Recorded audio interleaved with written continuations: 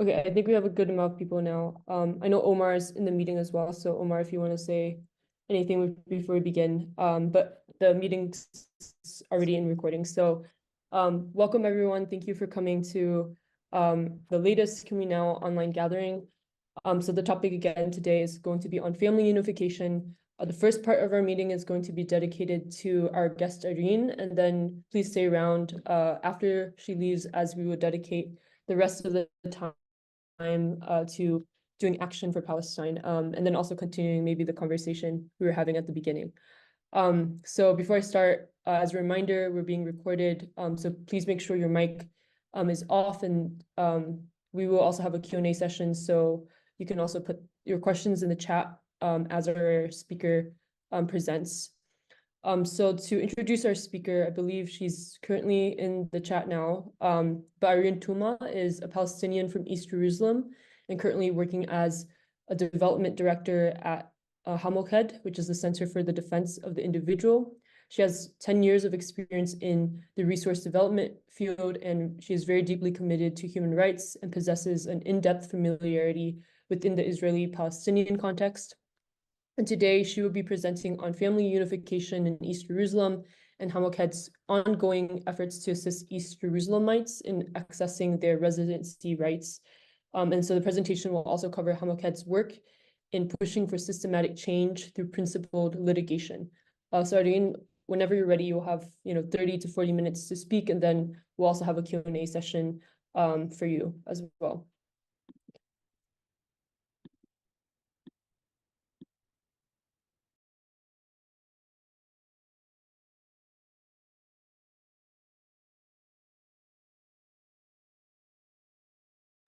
And let me know also if you need a co-host permission. Trying to see. I don't see you currently in the room. I see your name, but I can't see if you've unmuted or not.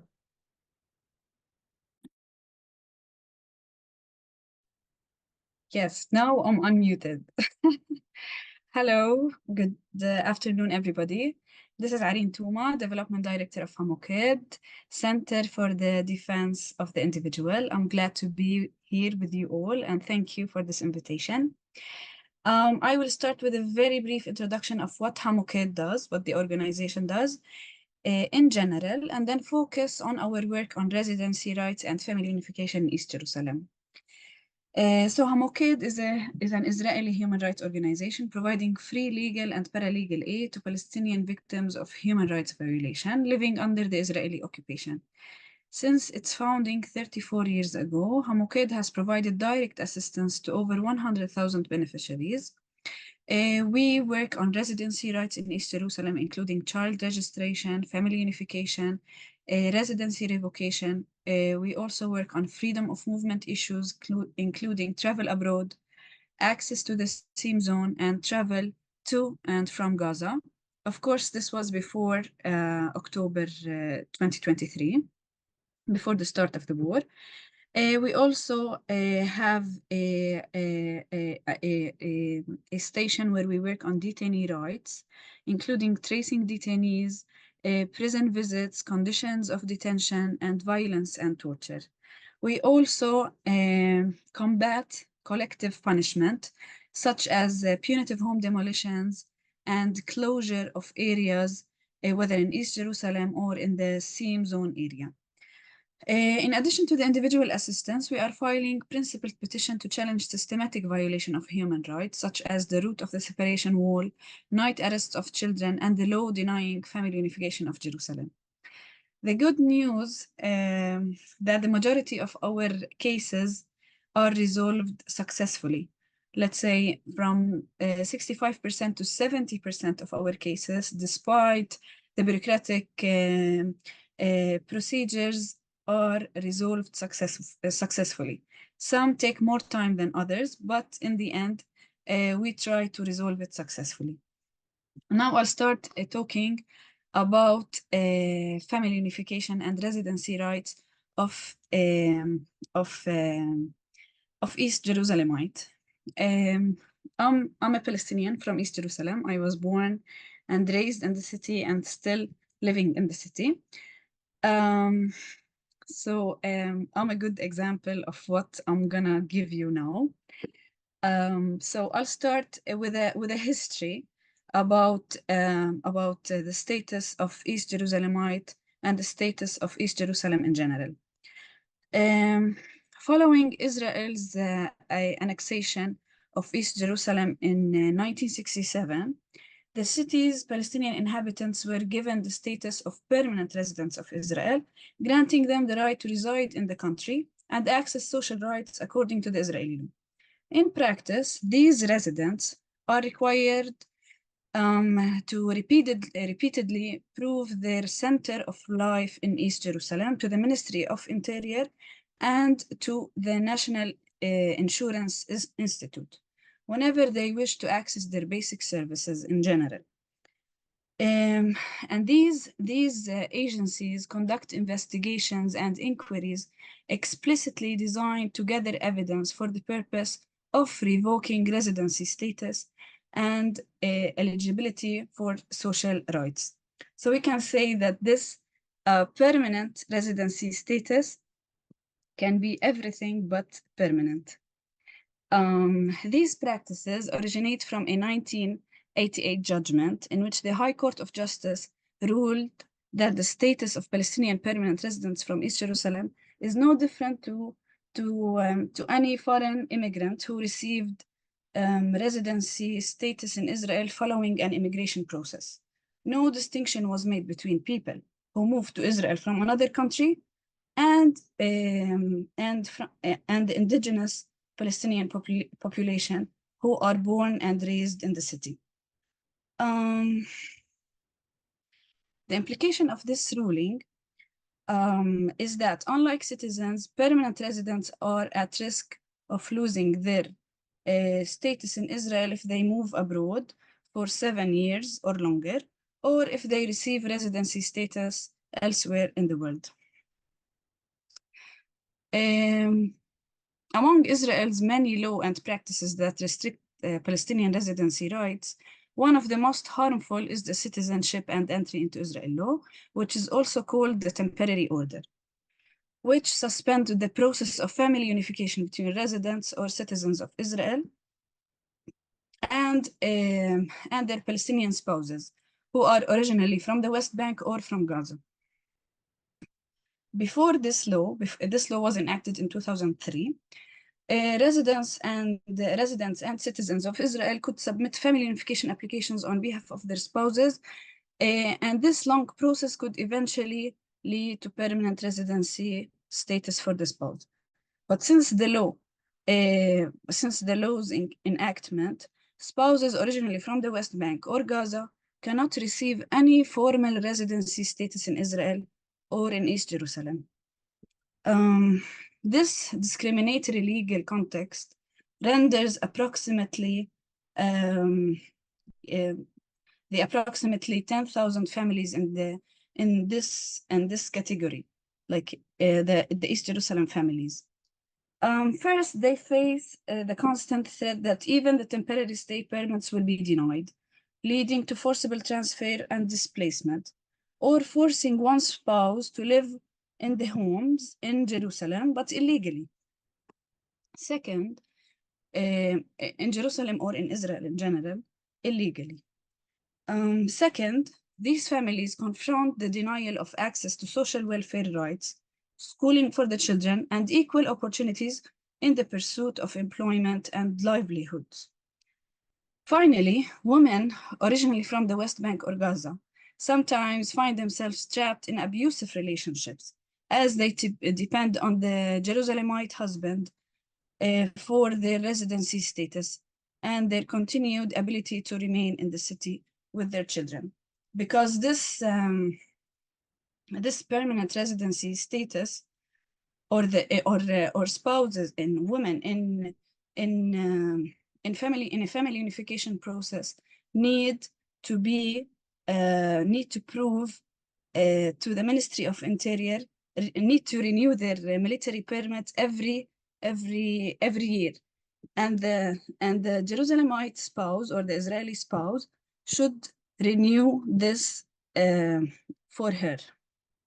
So if he doesn't do this, they'll find themselves in an abusive relationship and can lose her status and also her ability to stay in the city and to stay with her children in Israel.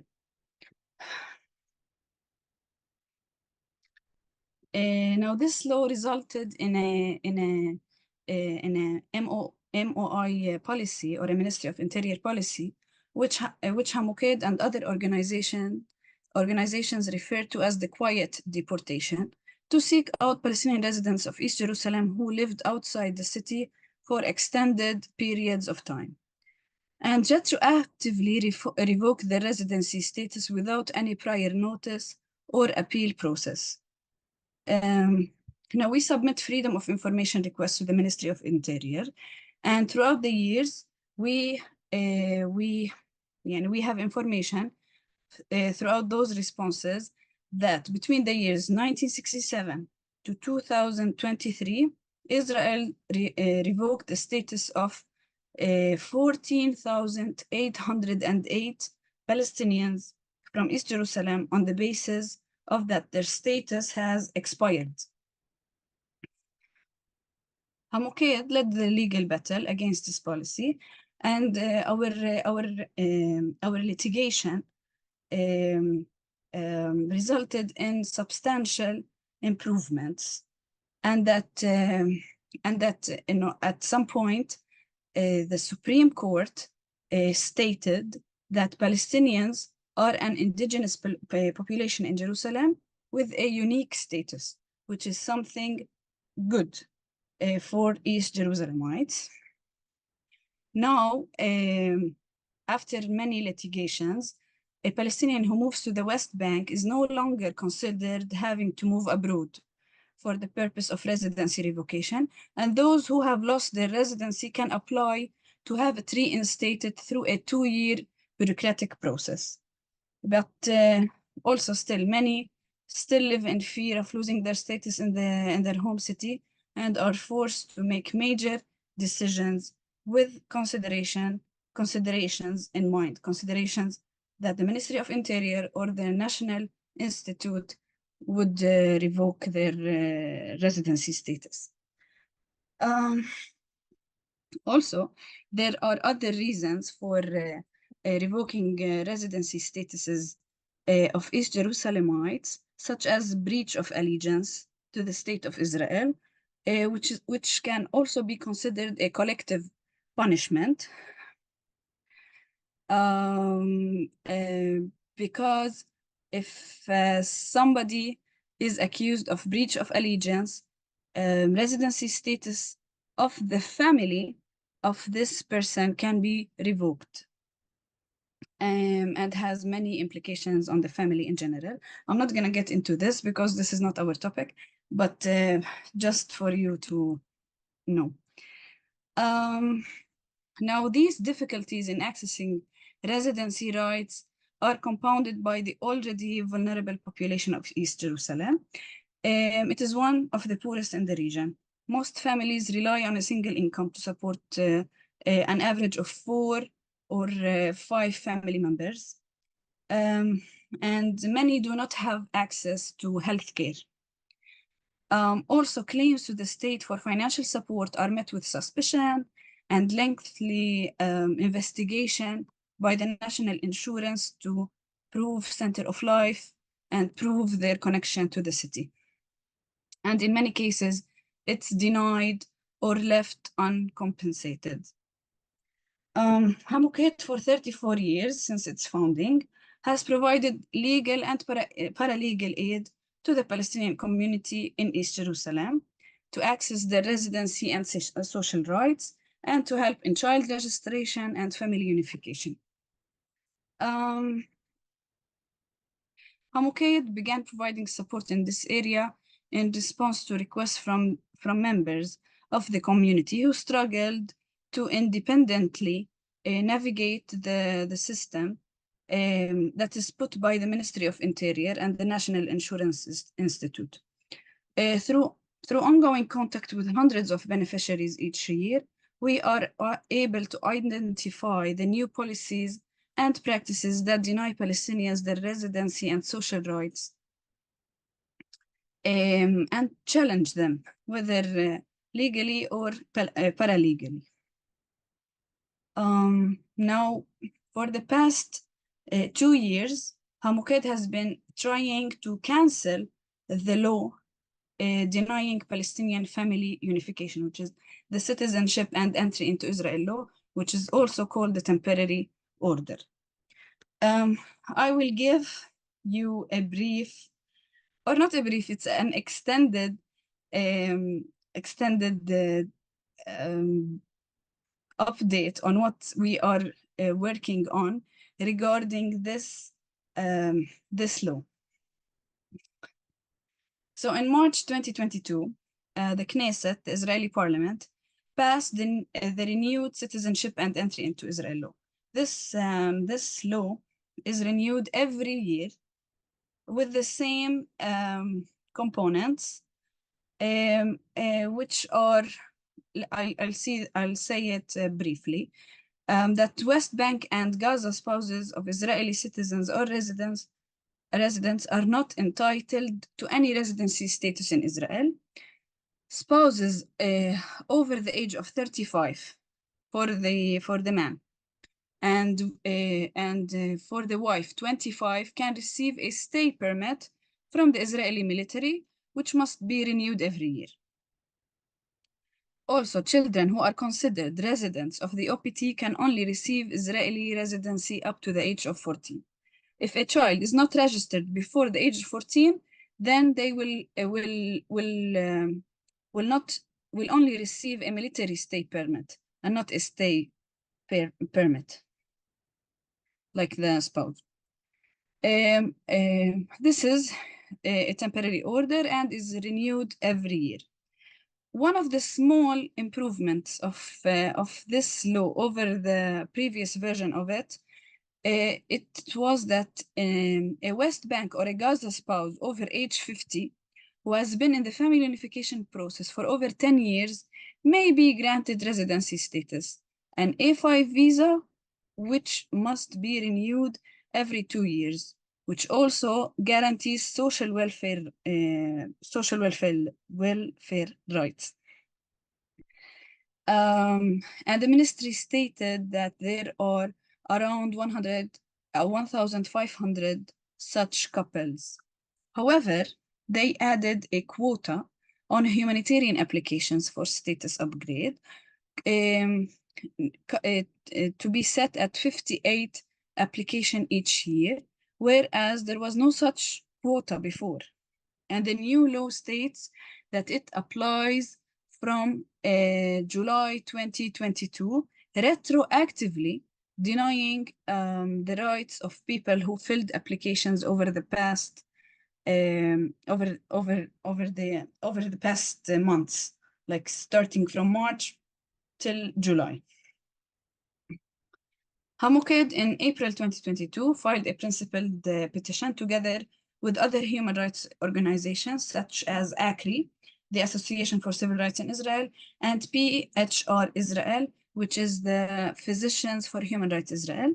Together, we try to challenge the renewed citizenship and entry into Israel law. We argued that the law establishes a prohibited discrimination between Arab Palestinian citizens and residents of Israel and Jews when it comes to the right to family life in Israel and East Jerusalem. A year after, the state responded to our petition and announced that they have amended the procedure so that women over the age of 40 who have been in a family unification process for over 10 years will be able to receive temporary residency. That was great news, because this means they will receive an Israeli ID. They can drive a car in Israel, and they are entitled to social welfare rights. And there were 1,300 women in this category, which are entitled to this upgrade. The state also announced that the law would no longer apply to people registered in the Palestinian Population Registry, but who never lived in the OPT. These people will be able to receive residency status. Now, the latest update was a hearing that was held at the High Court of Justice 2 weeks ago, in which the court issued an order nisi, shifting the burden of proof to the state to justify its position. This was very surprising to us. This is surprising, but also encouraging successful development. The state has now 60 days to explain why this law should not be cancelled. Specifically because it harms spouses and children who have been in the family unification process for a long time. And now we're gonna wait for the 90 days so that the state can respond. They might ask for an extension. However, HaMoked acknowledges that this progress still falls short for meeting our objectives, and our efforts to petition for the complete, we're still trying to cancel this law, and we firmly believe it advances a racist purpose. That's it for me. If you have any questions, I'll be happy to answer. Yes. Thank you, Irene, for the very informative presentation. There was a question in the chat actually about what the status of a Palestinian Israeli citizen married to a Jewish Israeli citizen would be. And then I guess related to your topic is more also on the, East Jerusalemite resident, and if they were to be married maybe to a Jewish Israeli citizen as well. Yes, it's the same applies for if a person, whether Jewish or Palestinian, holds an Israeli ID or from East Jerusalem and wants to marry a Palestinian from the West Bank and Gaza, it's the same process. They should go through this family unification process and proving center of life, and they fall under this law. Interesting. And my own question also, I was just curious in terms of post-October, has there been any challenges to the work of HaMoked in terms of campaigns, the legal work that you're doing? Has there been anything, just coming up that wasn't there before October? The Ministry of Interior closed for 1 month after October 7th. 1 month and some days. So that meant that people who were in the family unification process and wanted to renew their stay permits had to live illegally in the city until they issued an automatic renewal for all spouses who are in this family unification process, that the stay permits will be renewed automatically until February 2024. Then they resumed receiving the public, and of course there are still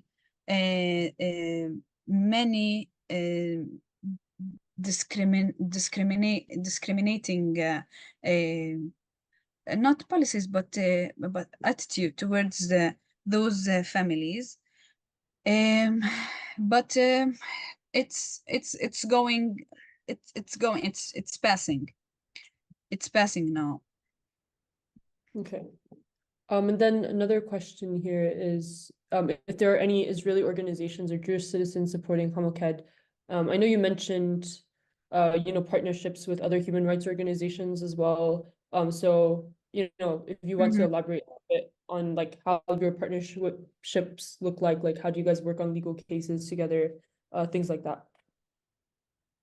Our lawyers, together with the lawyers of, let's say, the Association of Civil Rights in Israel, or Physicians for Human Rights, or another organization called the Amim, that their work focus on on the rights of East Jerusalemites in the city, draft petitions, meet every let's say every month, and then we go to court together. One of us has to be the lead of the petition. And this is in general how we work. Also, our advocacy team, together with their advocacy team, meet every month and discuss our areas of work, and have updates on our current priorities, and discuss what we will be working on, so there will be no overlap of work. Yeah, that's in general. Okay, thank you. And then if anyone else has, I know Randy, you have a lot of insightful comments about, oh yeah, Randy, maybe you have a question.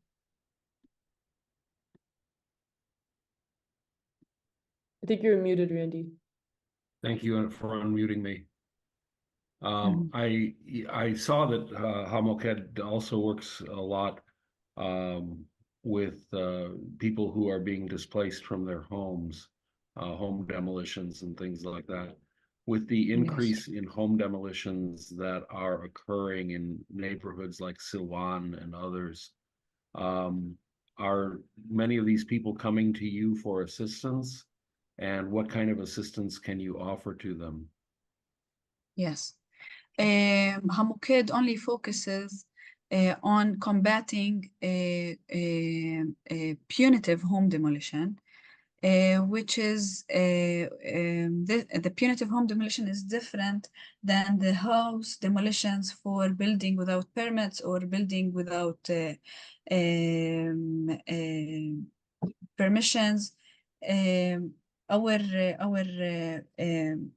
Our areas of work, or where we focus, is on the punitive home demolition, where one of the family member, whether the son, the brother, the spouse, has committed a fatal attack against an Israeli. Then the military orders a punitive home demolition for the house. And we combat this at court because we believe this is a collective punishment, and that's not that's against human rights. And what success have you had in fighting those cases? Certainly, what we see in the news is that the army swoops in within a day or two and has destroyed the house. There were very, very, very minor success in this area. 99% of our petitions are resolved unsuccessfully in this area, because, as you said, this is done within a few weeks, and the home is demolished, and also the judges at court do not want to make a statement against this punitive home demolition, because the Israeli public sees this as supporting terrorism, and not supporting the innocent and the family, or the innocent family that in many cases, or in 99% of the cases, they didn't know that their family member will go and commit a fatal attack. Yeah. Thank you. One other question, if I may, before I turn this over to other people. I see that you work together to try to protect the rights of detainees. Yes. And once again, since October 7th, the number of detainees has gone up significantly, both from people in the West Bank as well as those who have been captured in the fighting in Gaza. And I'm wondering what kind of success stories you might have had. Our own Episcopal Church here in the United States took up the case of Layan Nasser from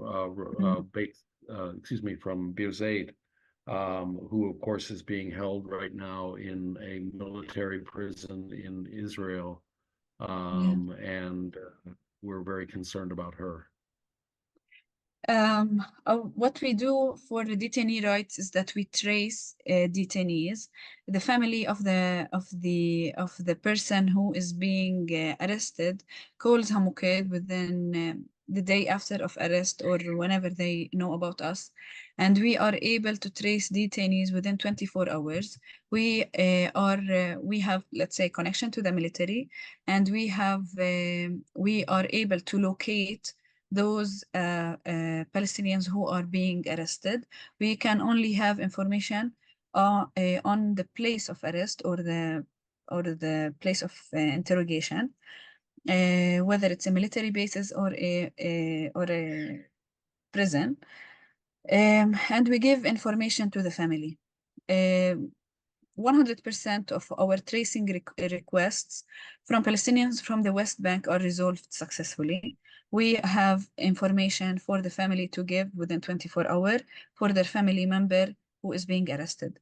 But families who are calling us from Gaza, which are many since the start of the war, we don't have answers.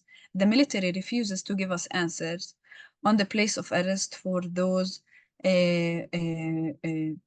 people, Palestinians arrested from Gaza. So to answer your question, 100% success for Palestinians from the West Bank, we are able to trace them, and 0% success for Palestinians from Gaza. However, we have filed 4 mass habeas corpus petitions on behalf of Palestinians from Gaza who are being held by Israel. And we have achieved one minor success, which is to have an email address for the military where one of our lawyers can send an email to the military and check if they can visit the prisoner only if this prisoner is being held for more than 90 days, which is also a lot. Oh my. Yes. And so after 90 days, the military, on this email, they reply to us, and our lawyer can schedule a meeting with the prisoner. And we have met with them, with I think 18 prisoners since October 7th, and they are reporting a lot of violence and torture cases during arrest, during detainment, and the worst imprisonment conditions. Arine, could you describe some of those conditions? I'm not expert on this, and Okay. also, yeah, but many reports on torture and violence has been published, and those were from HaMoked after our lawyers meeting with those prisoners, whether the unlawful combatants, the Hamas combatants who were arrested and who were arrested during October 7th, or other prisoners from Gaza. But for the case of, yes, yeah, just to answer the case of this girl from Birzeit, since she's from the West Bank, we can only know the place of her, the prison where she's detained. She can call HaMoked, and HaMoked team can help her family. Or no, she cannot call HaMoked. The family can call HaMoked and can have an answer or on the place of her imprisonment. Yeah, the family is aware of her imprisonment, and they're trying to get her lawyer to be able to visit her. Yeah, she's in a prison outside of Haifa. Oh, yes. Thank you. Shukran. You're welcome. Afan. I have 2 more questions here in the chat, or 3 now. So the first one, I think you answered this a little bit already, Irene, but it's whether collective punishment is legal according to Israeli law. So I'll stop there, and then if you want to answer that. No, according to Israeli law, collective punishment is not legal. That's why we try to challenge it in Israeli courts. Okay. And in some principal petitions, we are able to resolve these petitions successfully. And I'll give you one example of a family called Kunbar family. They are a family from East Jerusalem. One of the family member committed a fatal attack in Israel and killed 2 soldiers in 2017. The Ministry of Interior issued enacted a law a policy in which they want to revoke the residency status and stay permits of the family members. Since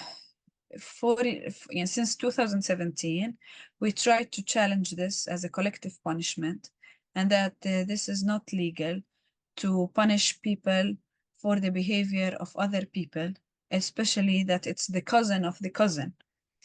And only 3 months ago, in 2024, we succeeded in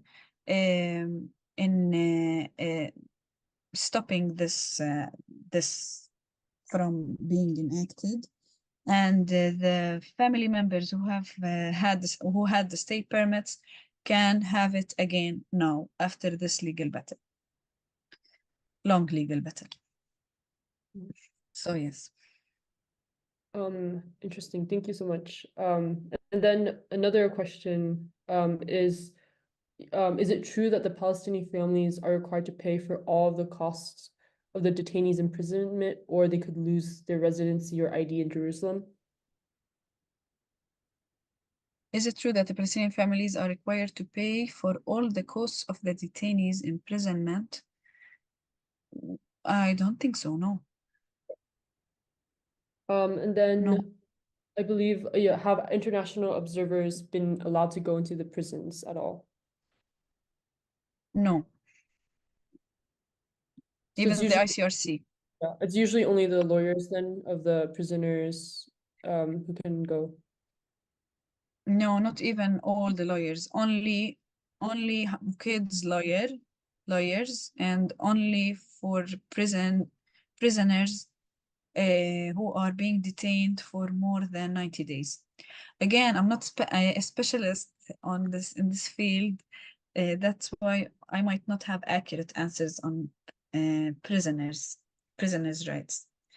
But the ICRC is not allowed to go visit the prisoners, and yes, that's what I know. And then the last question, I think, before we, you end with us, I'm just curious, if there are any campaigns or work from HaMoked that, the audience here can support, if there's anything you want to share about that.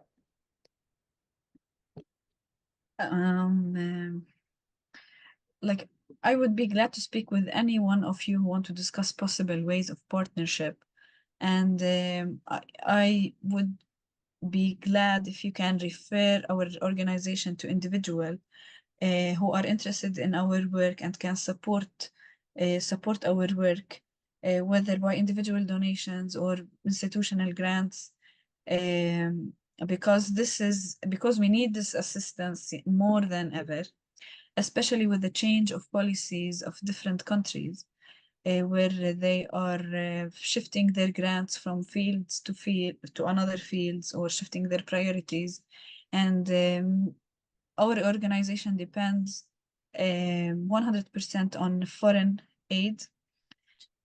I don't want to say for 100%, but let's say 90% on foreign assistance from governments or from international NGOs, and also on 10% on individual assistance.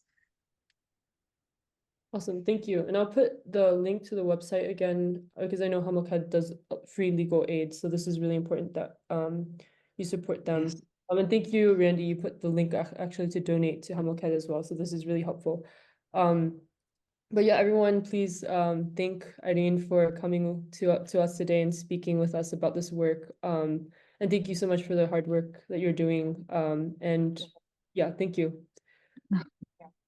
Thanks to you, and thank you for listening. Awesome. So you can leave for this session unless you have anything else to say, but this we're about to do an action session. So everyone else, you can stay with me and then we can talk a little bit about the current actions this week. But thank you again, Irene. Thank you. Thanks to you. Bye. Okay, so today we have two new actions. If you want to look at the old actions from previous weeks, they're still up, especially for the UK. I think the boycott barley campaign is still going on. But for the US, as you might know, there's a lot of news going on in the US right now with presidential elections and everything. But Netanyahu is planning to deliver an address to Congress on July 24th, so that's tomorrow. I believe he's already landed in the country, but several Palestinian organizations, and including Jewish Voice for Peace, have created an action so that you can demand the members of your Congress to reject Netanyahu's invitation. So I'll just link this right here. We might have shared this also in previous weeks, but since it's happening this week, we wanted to highlight this again. And then for World Action, we have an action to email FIFA Council members and ask them to red card Israel and suspend Israeli teams on the 31st August 2024 when they are meeting to specifically discuss Israeli sanctions. And you can find more information also in the chat here, which I've copied. So you can sign this. There's a form for you to sign. I'll also just copy and paste again the United Kingdom action that we've been using for the last few weeks. As this campaign is, they're asking you to pledge to close your account on September 12th if you have an account with Barclays Bank. And then there's also a form that you can sign to tell Barclays directly that you're boycotting them. And then, of course, I know Randy mentioned this again, but continuing to put pressure on the campaign for Layan Nasser's release, as well as other university students, as there has been more arrests in the coming weeks or in the last few weeks about this. So I have all the actions here, just copied and paste. If you want to do the actions with us in the last few minutes of this meeting, and then if you have other actions to share regionally, I know there's a lot going on in DC right now, today and tomorrow. So if you have any actions there that you want to invite people in this chat to come to or support, that would be great.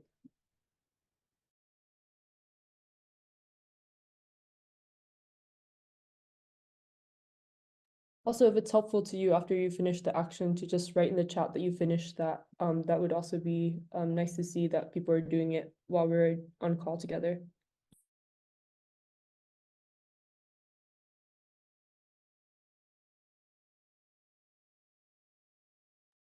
So Linda, I saw you put in the chat a question about Barclays Bank response. I'm not sure yet, but I can double check on this. And then maybe this can be like an update we can put on the newsletter if this is the case. But since I think the action is happening until September, it might be a while. And I think they're still trying to build momentum in the UK for this. So yeah. And then also I know we have more time than usual for we can end the meeting earlier as well, but if there's any specific like emotions or anything happening that you just want to share a little bit about, like, this is also a space to do that and you can unmute yourself to talk.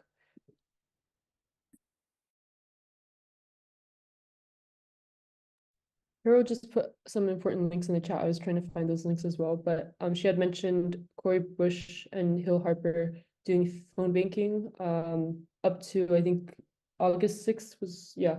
So there's links to this if you want to also just look into information, and you can call after the meeting is over.